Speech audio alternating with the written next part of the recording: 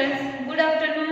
હું હેતલ પટેલ અર્પણ ઇન્ટરનેશનલ સ્કૂલમાંથી આજે આપણે ધોરણ 8 માં ચેપ્ટર 7 મહાત્માના માર્ગ પર ભાગ 1 એનો ભાગ 1 મહાત્મા વિશે માહિતી કે મહાત્મા ગાંધીજી વિશે આપણે ઘણું બધું જાણીએ છીએ, બરાબર કે બાપુએ એક રાષ્ટ્રપિતા તરીકે આપણા ભારત દેશમાં એમને યોગદાન કર્યું છે અને એમની જોડે એવા ઘણા પણ ઘડવૈયા હતા કે જેમણે આપણા ભારત દેશને આઝાદી માટે પોતાનું યોગદાન કર્યું છે। જેલમાં રહી અને સત્યાગ્રહ લડ્યા છે, મીઠાના કરનો ભંગ કર્યો છે, બરાબર। એ વિશે જે ગાંધીજીએ આપણા દેશમાં રહી અને જે કાર્યો કર્યા છે એટલે આપણે બાપુને તો ઓળખીએ છીએ। એટલે ગાંધીજી બાપુએ એમનો અહીંયા પરિચય આપ્યો છે। આપણે જોઈશું કે આપણા રાષ્ટ્રપિતા કોણ? બાપુ મહાત્મા એટલે કે મહાપુરુષ। બાપુ મહાત્મા અને મહાપુરુષ તરીકે પ્રખ્યાત છે। ગાંધીજીનું નામ શું હતું? મોહનચંદ કરમચંદ ગાંધી। મોહનદાસ એમનું નામ હતું, એમના પિતાનું નામ શું હતું? કરમચંદ ગાંધી। એટલે કે ગાંધીજીનું નામ મોહનદાસ કરમચંદ ગાંધી હતું। આપણા રાષ્ટ્રપિતા કોણ? ગાંધીજી।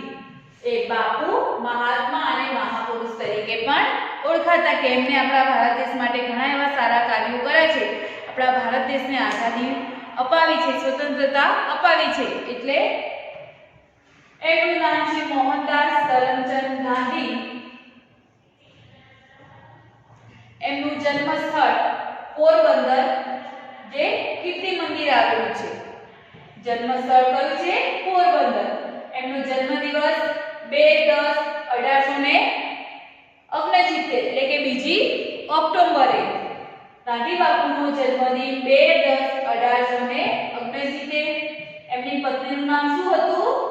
કસ્તુરબા। ગાંધીજીની પત્નીનું નામ શું હતું? કસ્તુરબા। એમની માતાનું નામ પુતળીબાઈ। ગાંધીજીની માતાનું નામ પુતળીબાઈ હતું, એમના પિતાનું નામ કરમચંદ ગાંધી હતું। રાજકીય ગુરુ કયા હતા ગાંધીજીના? તો ગોપાલ કૃષ્ણ ગોખલે। ગાંધીજીના રાજકીય ગુરુ કોણ હતા? ગોપાલ કૃષ્ણ ગોખલે। આધ્યાત્મિક ગુરુ શ્રીમદ રાજચંદ્ર અને એમના આધ્યાત્મિક ગુરુ કોણ હતા? શ્રીમદ રાજચંદ્ર।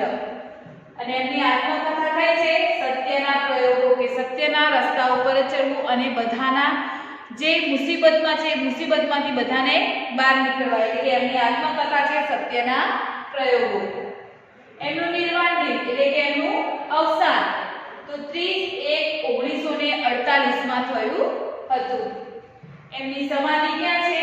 રાજઘાટ એટલે કે દિલ્હીમાં આવેલી છે। ગાંધી બાપુની સમાધિ ક્યાં આવેલી છે? દિલ્હીમાં, રાજઘાટ। ફરી આપણે એમનો પરિચય જોઈ લઈએ કે આપણા રાષ્ટ્રપિતા એટલે કે બાપુ મહાત્મા મહાપુરુષ, ગાંધીજીનું નામ મોહનદાસ કરમચંદ ગાંધી। એમનું જન્મ સ્થળ પોરબંદર। એમનો જન્મદિન 2/10/1869। પત્નીનું નામ હતું કસ્તુરબા। એમની માતાનું નામ હતું પુતળીબાઈ। એમના રાજકીય ગુરુ હતા ગોપાલ કૃષ્ણ ગોખલે। એમના આધ્યાત્મિક ગુરુ હતા શ્રીમદ રાજચંદ્ર। અને એમની આત્મકથા છે સત્યના પ્રયોગો। અને એમનો અવસાન દિવસ છે 30/1/1948 અને એમની સમાધિ દિલ્હીમાં રાજઘાટ પર છે। તો અહીંયા ગાંધીજી છે તો એ મહાત્મા ગાંધી તરીકે ઓળખાય છે। આપણે એમને મહાત્મા ગાંધી એક મહાન પુરુષ, એક મહાત્મા તરીકે ઓળખીએ છીએ। તો એ એમને બેરિસ્ટરની પદવી મેળવી હતી અને બેરિસ્ટરની પદવી મેળવ્યા પછી ગાંધીજી વકીલાત કરવા માટે ક્યાં ગયા હતા? દક્ષિણ આફ્રિકા ગયા હતા। કે બેરિસ્ટરની પદવી મેળવી હતી અને બેરિસ્ટરની પદવી મેળવ્યા બાદ એ ગાંધીજી વકીલાત કરવા માટે દક્ષિણ આફ્રિકામાં ગયા હતા, બરાબર। બેરિસ્ટરની પદવી મેળવી એ પછી એઓ ક્યાં ગયા? વકીલાતની પદવી મેળવવા માટે દક્ષિણ આફ્રિકા ગયા। દક્ષિણ આફ્રિકામાં રંગભેદની નીતિને કારણે ગોરાઓની સરખામણીમાં હિન્દીઓને બહુ જ ઓછા હકો હતા કે ગાંધીજી વકીલાત કરવા માટે દક્ષિણ આફ્રિકા ગયા, બરાબર। દક્ષિણ આફ્રિકામાં ગયા ત્યારે જે રંગભેદની નીતિના કારણે દક્ષિણ આફ્રિકામાં રંગભેદની નીતિના કારણે જે મૂળ વતનીઓ હતા જે ગોરા લોકો હતા, દક્ષિણ આફ્રિકામાં જે ગોરા લોકો હતા, તો એ દક્ષિણ આફ્રિકાના જે મૂળ વતનીઓ હતા, તો એ મૂળ વતનીઓને પરાધીન બનાવી અને જે ગોરા લોકો હતા, તો એ ગોરા લોકોને સમૃદ્ધ દેશના માલિક બનાવવા માંગતા હતા. બરાબર, માલિક બનાવી બેઠેલા કે દક્ષિણ આફ્રિકામાં જે માણસો હતા કે જે એના આફ્રિકાના મૂળ વતનીઓ હતા. આફ્રિકામાં બધા કેવા હોય? કાળા, બ્લેક હોય. બરાબર, એટલે એ જે આફ્રિકાના મૂળ વતનીઓ હતા એમને પરાધીન બનાવી અને ગોરા લોકોનું સ્થાન આફ્રિકામાં જમાવવા માંગતા હતા. એટલે કે ગોરા લોકોને તેના માલિક બનાવવા માંગતા હતા. તો ગોરાઓની સરખામણીમાં જોવા જઈએ તો ગોરાઓની સરખામણીમાં હિન્દીઓને બહુ જ ઓછા હકો મળતા. તો જે ગોરાઓ હતા, આફ્રિકાના માલિક બની બેઠા હતા ગોરાઓ, તો એમની સરખામણીમાં જે આપણા હિન્દુ લોકો, આપણા હિન્દુ ભારતીય જે આફ્રિકામાં રહેતા હતા, તો જેટલો હક ગોરાઓને મળતો હતો એટલો હક આપણા હિન્દુઓને મળતો નહોતો. એટલે આ ગાંધીજી વકીલાત કરવા માટે આફ્રિકામાં પહોંચ્યા ત્યારે એમને બધું નિરીક્ષણ કર્યું કે જે આ ગોરા લોકોને જેટલો હક મળે છે એટલો હક આપણા હિન્દુઓને મળતો નથી. અને જે ગોરા લોકોને આફ્રિકાના મૂળ વતનીઓને પરાધીન કરી દીધા અને એમને આ ગોરા લોકોને શું બનાવ્યા? આફ્રિકાના માલિક બનાવી દીધા. અને આપણા હિન્દુ ભારતીયો જે અંદર રહેતા હતા તો એમને એમનો જેટલો ગોરાને હક મળતો હતો એટલો હક આપણા ભારતીય લોકોને મળતો નહોતો. એટલે આ બધું ગાંધીજી ત્યાં ગયા, ત્યાં જઈને ગાંધીજી આ બધું જોતા હતા અને ભારતીયોને જે બહુ ઓછા હકો પ્રાપ્ત થતા હતા, તો આ હકો ભોગવવા માટે એમને અન્યાય સામે ન્યાય મેળવવા માટે ગાંધીજીએ પડકાર ફેંક્યો કે આ જે અન્યાય થઈ રહ્યો છે, કે આ જે ગોરાઓને જેટલો હક મળે છે એટલા જે અમારા ભારતીય હિન્દુઓ છે એમને હક મળતો નથી. તો અન્યાય સામે ન્યાય મેળવવા માટે એમને પડકાર કર્યો અને શું કર્યું કે પોતાને જે થતા અન્યાય સામે તેમને સત્ય અને અહિંસાની જે લડવાની અનોખી લડત હતી એ લડત પદ્ધતિને તેમણે અપનાવી હતી અને એનું નામ આપ્યું હતું સત્યાગ્રહ. કે જે ગોરા લોકોને જેટલો હક દક્ષિણ આફ્રિકામાં મળે છે એમને કર્યું શું કે મૂળ જે વતનીઓ હતા આફ્રિકાના, તો આફ્રિકાના મૂળ વતનીઓને પરાધીન બનાવી અને દક્ષિણ આફ્રિકાના જે ગોરા લોકો હતા એ ગોરા લોકોને દક્ષિણ આફ્રિકાના માલિક બનાવી બેઠા અને આપણા લોકો જે હિન્દુ લોકો હતા, ભારતીય લોકો, એમને જેટલો હક ગોરાઓને મળતો હતો એટલો હક આપણા હિન્દુઓને મળતો નહોતો. બહુ ઓછા હક મળતા હતા. એટલે ગાંધીજીએ એક શું કર્યું કે આપણા ગોરા લોકોને જેટલો હક મળે છે એટલો જ હક આપણા હિન્દુ લોકોને મળે, આપણા ભારતીયોને મળે, એમના માટે લડત ચલાવી. અને જે લડત ચલાવી એ લડતનું નામ એમને શું આપ્યું હતું? સત્યાગ્રહ લડત. કે સત્યાગ્રહ કરશું જે અન્યાય થઈ રહ્યો છે એ અન્યાય સામે ન્યાય કરવા માટે એમને આ લડત લડવી જ પડશે. એટલે એમને સત્યાગ્રહ ચાલુ કર્યો. આટલું ફરી જોઈ લઈએ આપણે. બરાબર, એમના વિશે માહિતી આટલું જોયું કે ગાંધીજીની સમાધિ રાજઘાટ દિલ્હી પર છે. ગાંધીજી વકીલાત કરવા માટે ક્યાં ગયા હતા? દક્ષિણ આફ્રિકા. દક્ષિણ આફ્રિકામાં રંગભેદની નીતિના કારણે દક્ષિણ આફ્રિકામાં જે રંગભેદની નીતિ એટલે કે જે કાળા અને ગોરા અને જે હિન્દુઓ વચ્ચે જે રંગભેદની નીતિ ચાલી રહી હતી. દક્ષિણ આફ્રિકાના મૂળ વતનીઓ કેવા હતા? કાળા રંગના હતા અને આ ગોરા લોકો તેના મલિક બની બેઠા હતા. એટલે કે દક્ષિણ આફ્રિકામાં જે રંગભેદની નીતિ હતી, કાળા ગોરાની જે રંગનીતિ ચાલી રહી હતી, એ ગોરાઓની સરખામણીમાં આપણા હિન્દુ ભારતીયોને જે હકો મળતા હતા એ બહુ ઓછા હકો પ્રાપ્ત થતા હતા. એટલે એમના માટે એક લડત ચાલુ કરી અને લડતનું નામ આપ્યું સત્યાગ્રહ. બરાબર છે. હવે આપણે આગળ જોઈએ. ગોરાઓ તરફથી હિન્દીઓને થતા અન્યાય.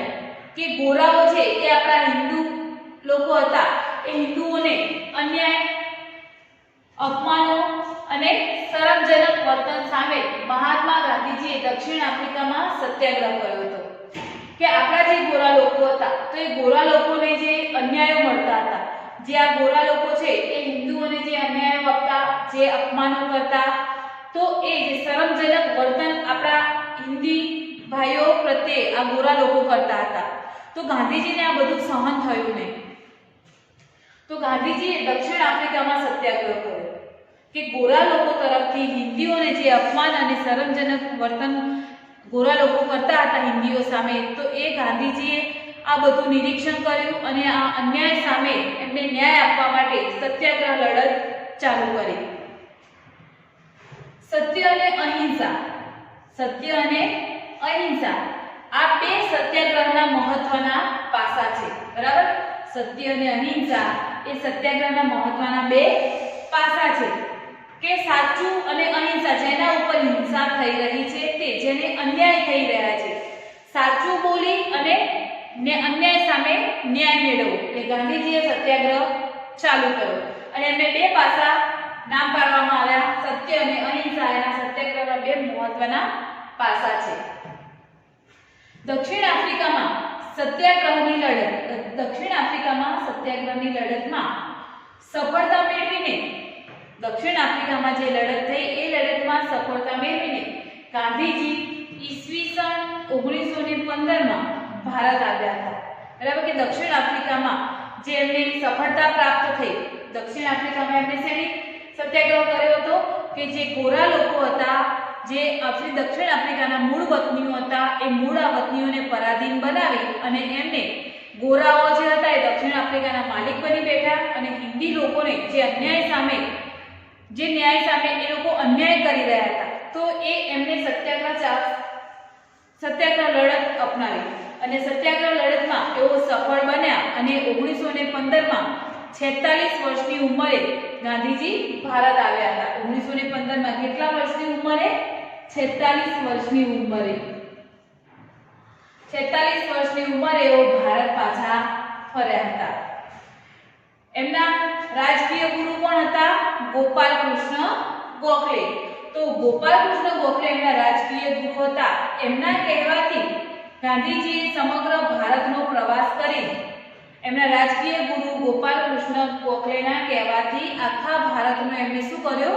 પ્રવાસ કર્યો કે કઈ જગ્યાએ જે અન્યાય થઈ રહ્યા છે, આખા ભારતમાં કોઈ રાજ્યમાં, કોઈ ગામડામાં, કોઈ શહેરમાં કે જ્યાં એમને પ્રવાસ કર્યો અને પ્રવાસ દ્વારા એમને અનુભવ્યું કે ક્યાં કોને કેટલો અન્યાય થઈ રહ્યો છે, તો એ આખો એમને પ્રવાસ કર્યો હતો અને એમને પ્રવાસ એમના કહેવાથી કર્યો, લોકોની જરૂરિયાતો અને પરિસ્થિતિ સમજવાનો પ્રયત્ન કર્યો કે આખા ભારતનો એમણે પ્રવાસ કર્યો ગોપાલ કૃષ્ણ ગોખલેના કહેવાથી અને લોકોને કઈ જરૂરિયાત છે, લોકોની પરિસ્થિતિ શું છે, એ પરિસ્થિતિ સમજવાનો એમને ભારતના આખા દેશમાં પ્રવાસ કરી અને બધે ગામડે, શહેરમાં કે બધે જઈને એમણે લોકોની પરિસ્થિતિ અને લોકોની જે જરૂરિયાત હતી એને સમજવાનો એમણે પ્રયત્ન કર્યો હતો અને મુંબઈના જે એપોલો બંદર પર તેમનું ભવ્ય સ્વાગત કરવામાં, કે જ્યારે સત્યાગ્રહની લડતમાં સફળતા મેળવીને ગાંધીજી પાછા ફર્યા ત્યારે 1915માં ભારતમાં પાછા આવ્યા 46 વર્ષની ઉંમરે, ત્યારે મુંબઈમાં એમને જે એપોલો બંદર છે એ એપોલો બંદરે ગાંધીજીનું સ્વાગત કરવામાં આવ્યું કે સત્યાગ્રહમાં એમને સફળતા પ્રાપ્ત કરી હતી, એટલા માટે ત્યાંના લોકોએ એમને સ્વાગત કર્યું અને ગોપાલ કૃષ્ણ કહેવાથી તેઓ ગાંધીજી સમગ્ર ભારતનો પ્રવાસ કરી અને લોકોની જરૂરિયાત અને પરિસ્થિતિને સમજવાનો એમણે પ્રયત્ન કર્યો હતો। ગાંધીજીએ 25 મે 1915ના રોજ અમદાવાદમાં કોચરબમાં સત્યાગ્રહ આશ્રમની સ્થાપના કરી હતી કે ગાંધીજીએ 25 મે 1915ના રોજ અમદાવાદમાં ક્યાં? કોચરબમાં શેની સ્થાપના કરી હતી? સત્યાગ્રહ આશ્રમની। એમણે સત્યાગ્રહ ક્યાં ચાલુ કર્યો હતો? દક્ષિણ આફ્રિકામાં। કેમ કર્યો હતો? કે જે મૂળ વતનીઓ હતા દક્ષિણ આફ્રિકાના એ લોકોને પરાધીન બનાવી અને એ લોકો જે ગોરા લોકો હતા એ ગોરા લોકો દક્ષિણ આફ્રિકાના માલિક બની બેઠા અને આપણા હિન્દીઓને અન્યાય કરવા માટે, એમની સામે અપમાન કરવા માટે એમનું સરળ પૂજનનું જે વર્તન જોઈ ગાંધીજીએ સત્યાગ્રહ કર્યો હતો। એ પછી જ્યારે સત્યાગ્રહ લડી અને સત્યાગ્રહમાં સફળતા પ્રાપ્ત કરી એ પછી આપણા ગાંધીજી 25 મે અને 1915ના રોજ અમદાવાદમાં આવ્યા। અમદાવાદમાં આવી કોચરબમાં સત્યાગ્રહ આશ્રમની એમણે સ્થાપના કરી હતી। એક વર્ષ પછી ગાંધીજીએ સત્યાગ્રહ આશ્રમને સાબરમતી નદીના કિનારે લઈ ગયા હતા કે એક વર્ષ પછી એમણે શું કર્યું કે એક વર્ષ બાદ ગાંધીજીએ સત્યાગ્રહ જે આશ્રમ હતો એ સત્યાગ્રહ આશ્રમને ખસેડીને ક્યાં લઈ ગયા? સાબરમતી નદીના કિનારે। સાબરમતી નદીના કિનારે આ સત્યાગ્રહ આશ્રમ હાલ પણ છે, જે પ્રવાસીઓનું પણ એક સ્થાન બની ગયું છે. એ આશ્રમમાં લોકો દૂર દૂર સુધી કે દેશ વિદેશથી લોકો જ્યારે આવે છે ત્યારે એઓ પણ અમદાવાદમાં સાબરમતી નદીના ત્યાં સાબરમતી નદી કિનારે જે આ સત્યાગ્રહ આશ્રમ છે એ આશ્રમની મુલાકાતે આવે છે.